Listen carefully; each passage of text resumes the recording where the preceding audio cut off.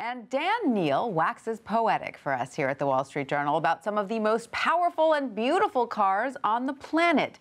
But when he uses Amaze-Balls to describe an automobile, you know he was blown off his feet. So we want to hear more about the BMW M6, which he drove on all places, Germany's Autobahn. Hi, Dan. Thanks for being with us. How are you? No fair reading ahead. I have to read a little bit of your column before I talk to you. And for those of us who keep to the speed limit, what's it like driving on the Autobahn? The whole setup is I'm going down the Autobahn. I'm feeling a little bit guilty about my carbon footprint, which is like the Jolly Green Giant size. And there's the wind turbines mocking me in the distance. So the typical German sedan is limited to 155. You know, they made an arrangement, kind of an accommodation with the Green Party that they would not, the cars would not be allowed to go 155. There's a voluntary arrangement.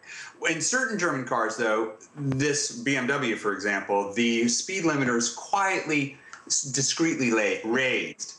And so, and that's great because this car, unless you're going 170 in this car, it's a complete waste of money. I know BMW wants me to say that. I'm so glad there are some places you can go 170 with the car. But exactly. But if you're not doing that, I mean, if you're not delivering pizzas between Munich and Leipzig, I mean, I'm not really sure. But it's such a splendid next generation kind of experience in this car, streaming along at super legal speeds. It's so, because it's engineered to do this, when it's going less fast, the sort of comprehensive control and quietude, this thing is an executive jet. So what was it that dazzled you the most about it? Why is it, as you so eloquently say, Amaze-Balls?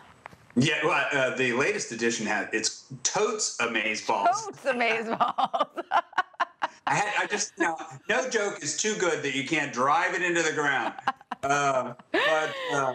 I'll tell you one thing that I continue to be, amazed by the way BMW progresses in terms of fit and finish and saddlery and fashion, and making these things sort of that look and feel like real luxury goods. You know, this is something the automotive industry apes luxury goods, but not that many cabins really convey that, Milan, Paris, Axis quality, that real bespoke feel in a mass-produced car. And so I think BMW does a really good job of that. But again, it's a $170,000 car, so perhaps the thresholds are high. That's so true. Now, do you think an electric version is coming? Because you mentioned that BMW could have accomplished a lot of the ambient features of the M6, like the noise and vibration reduction, with an electric version. So you think that's in the works?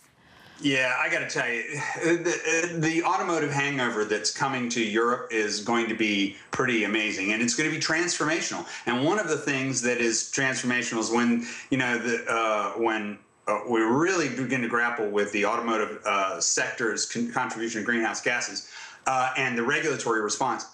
Most cars, like passenger cars, are going to be electric. Okay, so that means even great sports cars will be obliged to be electric just by public opprobrium and regulation. It's coming. It can be done. And it'll be smooth. It'll be better. What I'm saying is don't be afraid. Electric sports cars are going to be awesome. Oh, I'm not afraid. I'm not at all afraid. Bring it on. Dan, have an amazing weekend. See, I could have said Amaze-Balls weekend. I didn't say it. I could have. Thank you so much.